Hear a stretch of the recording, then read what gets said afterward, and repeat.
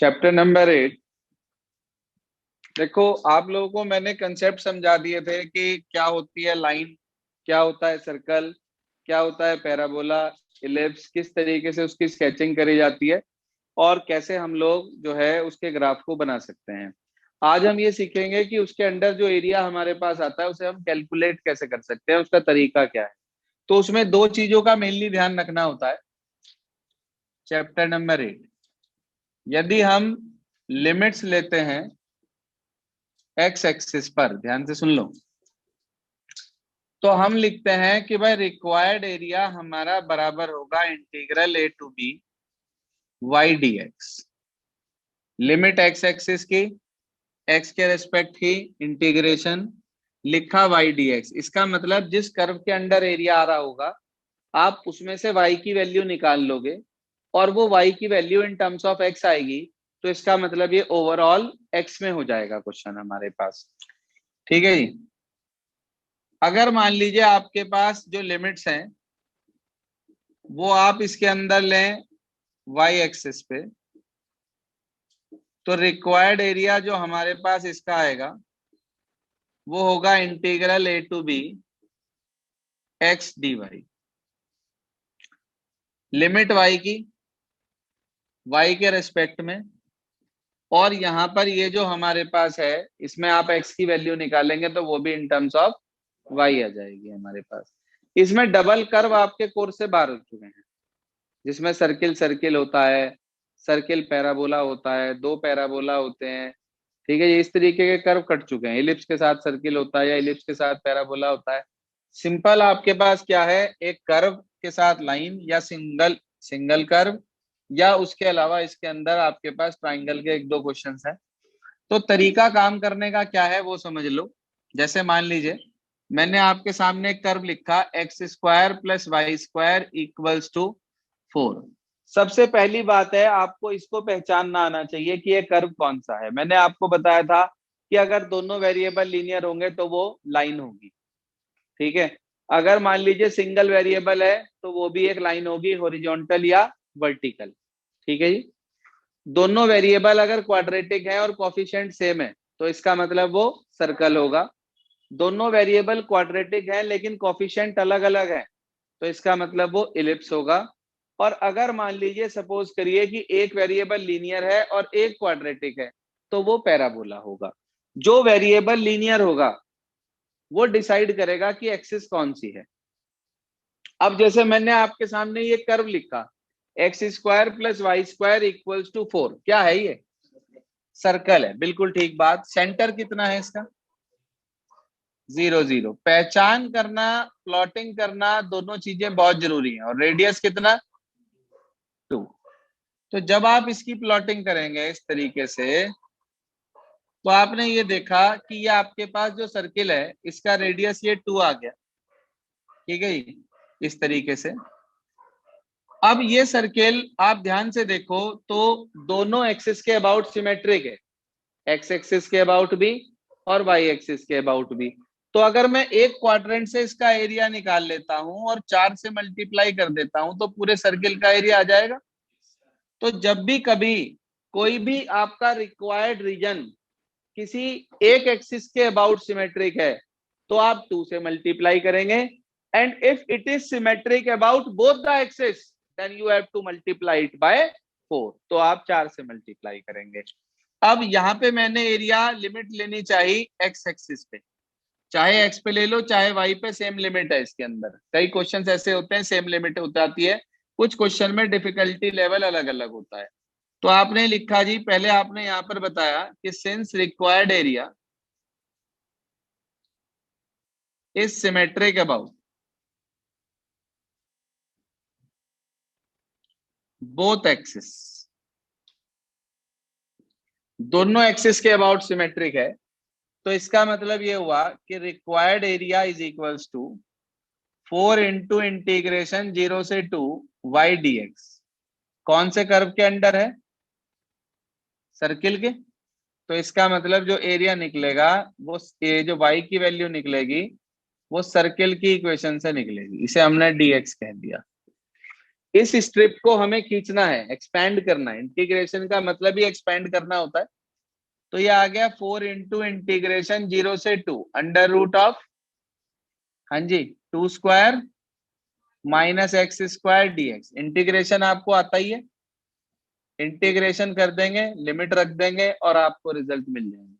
ठीक है जी। तो ये आपके पास कहलाता है एरिया बाउंडेड रीजन या एरिया अंडर द कर्व। एक चीज का ध्यान रखते हैं हमेशा कि अगर कभी भी हम एरिया कैलकुलेट कर रहे हैं और एरिया का पार्ट हमारा एक्सिस के नीचे जा रहा है, कैसे, जैसे अपनी बुक में एग्जांपल नंबर 11 देखो आप,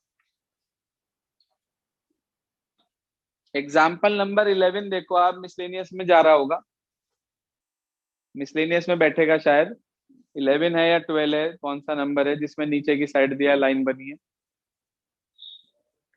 12th एग्जाम्पल है। तो 12th एग्जाम्पल देखिए आप, एक कुछ पार्ट नीचे की तरफ जा रहा है एक्स एक्सिस के।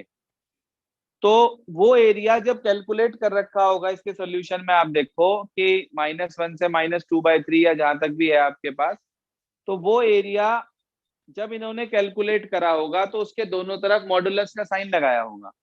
ऐसा इसलिए क्योंकि जब एरिया एक्सिस के नीचे जाता है तो वो नेगेटिव देता है, लेकिन एरिया को कभी भी नेगेटिव नहीं लेते। तो इसी वजह से क्या होता है, इसके अंदर हम मॉडुलस का साइन लगाकर चलते हैं, जैसा एग्जांपल नंबर नेक्स्ट में भी है। y is equals to cos x का ग्राफ दिया है और दो ऑर्डिनेट दिए हैं आपको, एक तो दिया है x इज इक्वल टू 0 और एक x is equal to 2 pi. तो आपने देखा जब आपने y is equal to cos x का ग्राफ बनाया इसके अंदर, तो y is equals to cos x के ग्राफ के बारे में मैं ये जानता हूं कि भाई 0 पे 1 होता है कॉस। तो इस तरीके से वो ग्राफ बना हुआ है।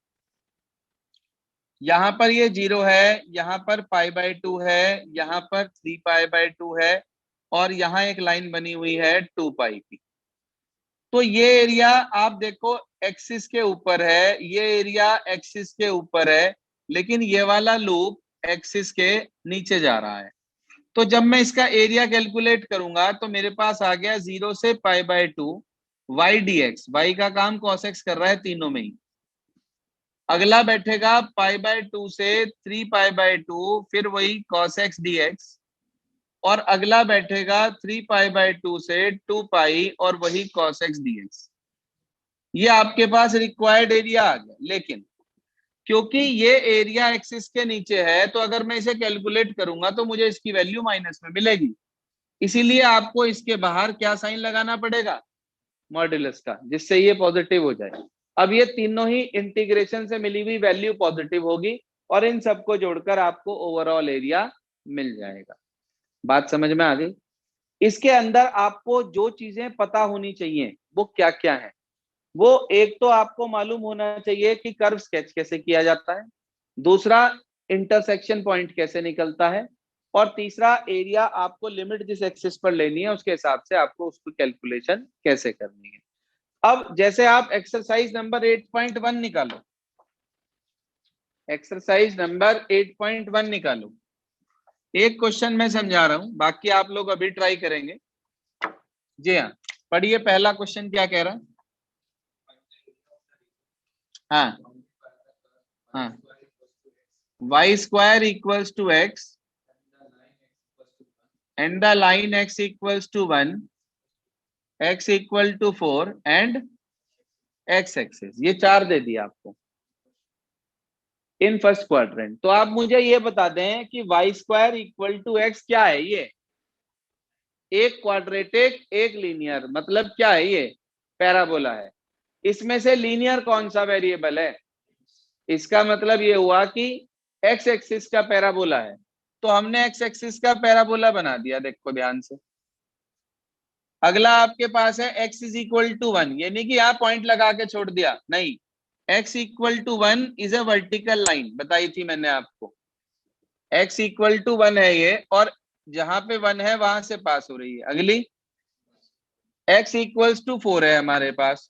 तो जब आपके पास ये x इक्वल्स टू 4 वाली लाइन आ गई तो 1 से 4 तक जाएंगे आप, और कौन से कर्व के अंडर आ रहा है ये हमारे पास, हाँ भाई, जो एरिया हमारा है फर्स्ट क्वाड्रेंट में ये वाला, ये कौन से कर्व के अंडर है सारा, ये कर्व कौन सा है जी जिसके अंडर सारा एरिया आ रहा, क्या पार्ट है, किसका पार्ट है ये? पैराबोला का। तो इसका मतलब सारा एरिया पैराबोला के अंडर ही तो लाई कर रहा है। आपको ये देखना होता है एक्सिस की तरफ सारा एरिया किस कर्व के अंडर में आ रहा है, बस इतनी बात देखनी होती है। तो मैं क्या लिखूंगा रिक्वायर्ड एरिया, बताइए कहां से कहां तक?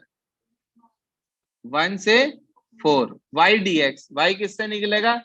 पैराबोला से। पैराबोला से वाई की वैल्यू बता दो मुझे। Root x d x. Root x का इंटीग्रेशन एक्स की पावर 3/2 और अपॉन 3/2, यानी कि 2/3 बाहर आ जाएगा। 1 से कहां तक? तो 2/3 तो ये रहा। 4 की पावर 3/2 माइनस 1 की पावर 3/2।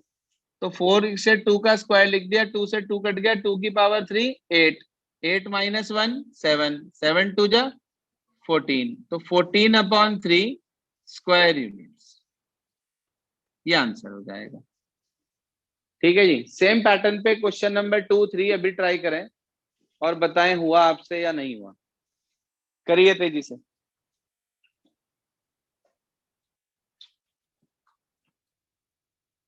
हाँ भाई कर लिया ट्राई।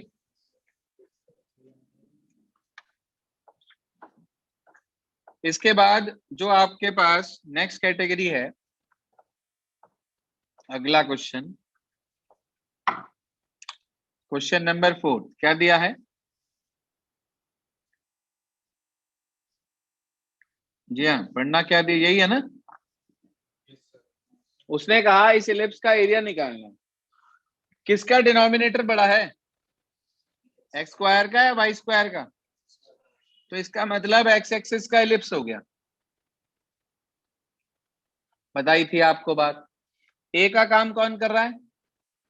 4, तो इसके कोऑर्डिनेट हो गए 4 0 और -4 0। सर इससे अगले वाले में, हाँ सर ये क्वेश्चन नंबर 3 था जो, हाँ सर इसमें x square is equal to 4y दे रखा। थर्ड क्वेश्चन में x square equal to 4y दे रखा। चलो सर ऊपर ये की वाई तरफ एक्सिस बनेगा। वाला पहले हो गया। हाँ जी। सर इसमें जो रिक्वायर्ड एरिया होगा वो इंटीग्रेशन लिमिट 2 to 4। दो लाइनें दे रखी, y2 यस और सर। 4। हाँ यस सर। सर इसमें ये रिक्वायर्ड एरिया होगा इंटीग्रेशन 2 से 4 यस सर। और x dy। ठीक है सर। x की वैल्यू निकाल लेंगे। कितनी है x की value? 2 root 2 y. Root y। Yes 2 sir. बाहर ले लेना, यस 2 सर। से 4 रूट y dy, ये आंसर आ जाएगा। इससे इंटीग्रेट कर लेना। ठीक है जब सर। आप इसे 4 लिखोगे तो 4 तो 2 का स्क्वायर बनेगा, लेकिन 2 किसी का स्क्वायर नहीं बनेगा, तो उसे √2 का स्क्वायर लिख लेंगे, तब होगा ठीक है ये। सर। अब अगली हमारे पास इसके अंदर बात कर रहे थे हम, तो a तो आ गया 4, b हो गया 3, तो ये पॉइंट हो गया 0 3 0 -3, 0 3 और 0 -3। अब एक में से एरिया निकाल लें हम। ठीक है जी। रिक्वायर्ड एरिया बोलिए क्या आएगा? इंटीग्रल कहां से कहां तक? 0 से 4 तक। और कौन सा एक्सिस पे लिया आपने लिमिट? तो क्या लिखूंगा? y की वैल्यू निकलेगी कहां से? इलिप्स की इक्वेशन से। और ये एक क्वाड्रेंट से आया, सिमेट्रिक दोनों के अबाउट है, तो कितने से मल्टीप्लाई होगी? 4 से। अब आप यहां से वैल्यू बता दीजिए y की कितनी बैठ रही। y की वैल्यू निकाल लीजिए। 3/4 √16 माइनस एक्स स्क्वायर आएगी, तो 3/4 बाहर आ जाएगा। इंटीग्रल 0 से 4 √16 माइनस एक्स स्क्वायर dx, ये कैंसिल आउट हो गया। इसका इंटीग्रेशन का वो बड़े वाला फार्मूला, वैल्यू पुट कर देंगे, आपको आंसर मिल जाएगा 12 पाई। ठीक है जी। तो ये आप लोगों के पास एरिया का बेसिक फंडामेंटल हो गया। आज आपको करना क्या है, पूरी एक्सरसाइज 8.1 ट्राई करनी है सिर्फ। ठीक है जी। 8.1 एक्सरसाइज की कल हम प्रॉब्लम्स लेंगे और आपको इसका बचा कुचा जितना भी वर्क है वो सारा कल बता के इस चैप्टर को कल खत्म कर देंगे। तो यही आपका होमवर्क है आज का कि ट्राई एक्सरसाइज नंबर 8.1।